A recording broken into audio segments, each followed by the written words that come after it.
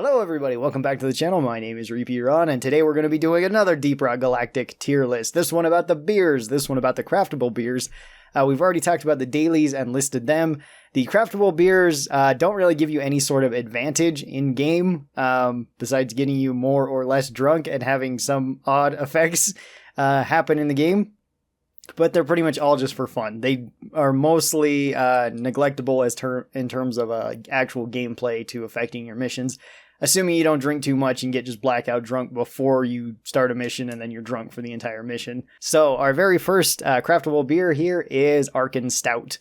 Now Arkan Stout, when you take it, freezes you in place. It's pretty much the same effect as getting frozen by the frost grenades or getting frozen in the tundra area. It's essentially that. You can wiggle and then break yourself free. Pretty cool beer. I do like it.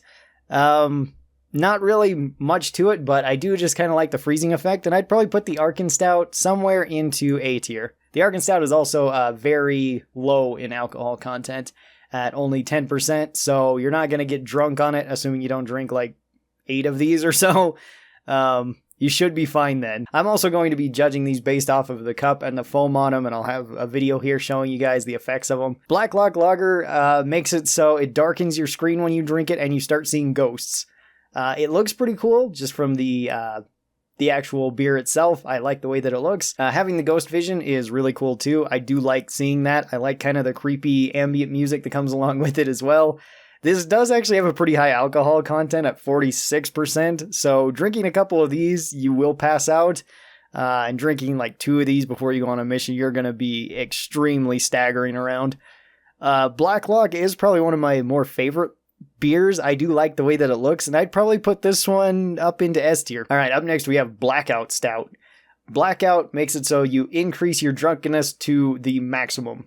So you go up to 100% and you pass out. That's all it does. The mug that it's in is actually kind of interesting. I like the brass knuckles with the spikes on it. That is kind of cool. This can be kind of a funny beer too to buy to new crewmates that aren't aware of what the craftable beers do and get them to drink it and then have everybody pass out, which can be kind of funny for a little bit.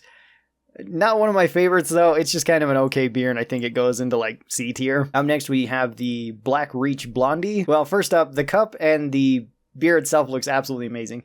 The pink with the pink star on it and all the stars around it, all different colors, are really cool. I really do like this one quite a bit just visually. When you drink it, you receive the jukebox effect, so you start dancing in place. And it's fairly low in alcohol content, only at 15%.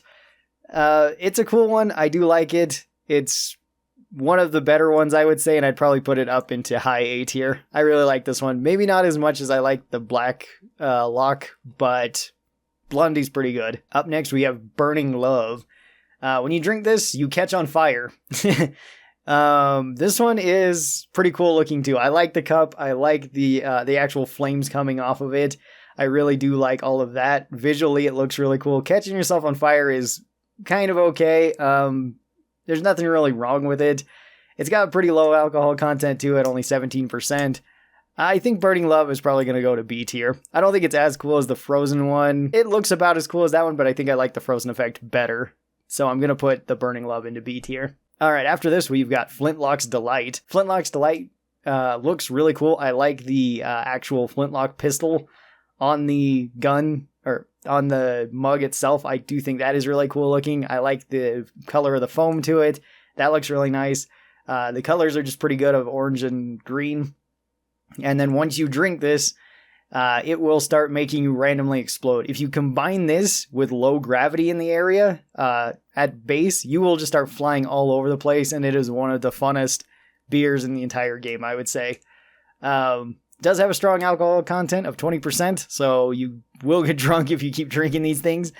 But just taking one, you should be fine. And Flintlocks Delight, I'm putting at the very top of S tier. This is probably my favorite beer in this game. Up next, we got Gut Wrecker. Gut Wrecker, the mug, I think, is okay. I don't think it's anything super special. Same with the foam is fine.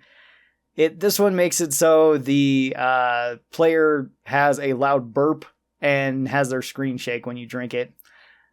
Not really the most interesting of the beers. This does have a high alcohol percentage of 41%. Overall, I honestly don't really care for the Gut Wrecker all that much, and it's probably one of my least favorite beers. I would probably put this into D tier. Next we have Mactera Brew. This is a very interesting looking beer with its green foam and bugs flying around it. When you drink this, the player starts farting and creating a green gas cloud around them full of bugs. The bugs will eventually burn up. The burning up animation is actually kind of cool. This is also a strong alcohol at 40%.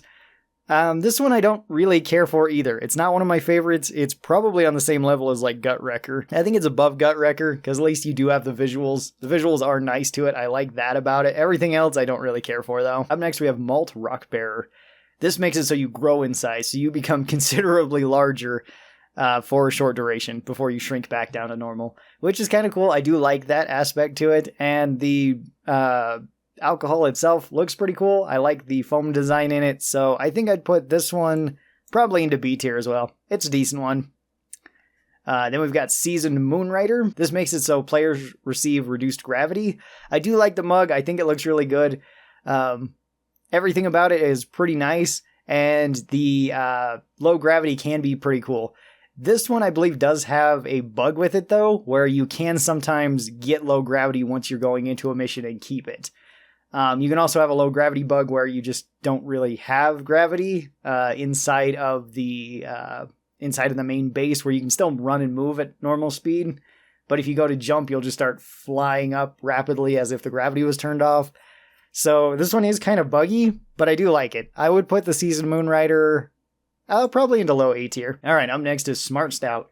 Smart Stout has probably arguably the best looking mug out of any of these, and I do like the design of the light bulb in the foam. I think that is really good.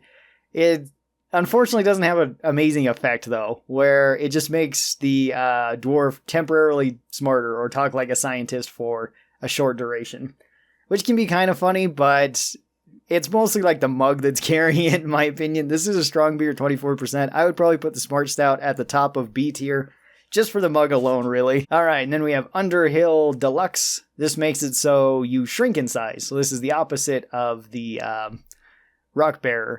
So you shrink down to about half your size, which is kind of funny. I do like seeing the really tiny dwarfs. That is pretty cool. The foam design is good. The mug is pretty standard looking. This is a regular beer at 18%, so not going to get you super drunk super fast, but I think Underhill probably goes right next to Rockbearer. I think I'd put it above Rockbearer because I think turning smaller is funnier than turning larger. The last beer is the Wormhole Special. This one has a really cool looking mug as well as really cool looking foam. I really like that. When you drink it, it teleports you somewhere, either outside of the main base, somewhere into space where you can freeze. This one has a very similar bug to Moonrider, where sometimes you can have gravity turned off during during the time that you're in the base, as well as sometimes even afterwards into a mission. So that is kind of buggy about this. So you can also be teleported into the drop pod with this beer too. If that happens and you're not going to get the no gravity bug, I don't think it has ever happened to me when I did that. Wormhole is another really cool beer, and I would probably put it also somewhere up into high A tier. I don't think I'd put it quite into S tier. I don't think it's that fun. If you could teleport to other planets or see other strange things, then it would definitely be into S tier. But I think right now, just being thrown out into space is kind of funny, and it belongs into A tier. All right, so that is where I would place all of the craftable beers in Deep Rock Galactic. They are all great. I think that they did a really good job at making these. A lot of them are super fun. The only ones that I don't really care for are these ones down here, which I feel like could have something else or could have a cooler mug at least. But even those ones really aren't that bad, and they do make it quite interesting for players to unlock these and try them out. So hopefully you guys enjoyed this. Thank you guys so very much for coming here and watching it. I really do appreciate it. And if you guys are new here, be sure that you get subscribed. That way you get notifications whenever I post any of these videos. And I will talk to all of you guys next time. Till then, stay cool and bye.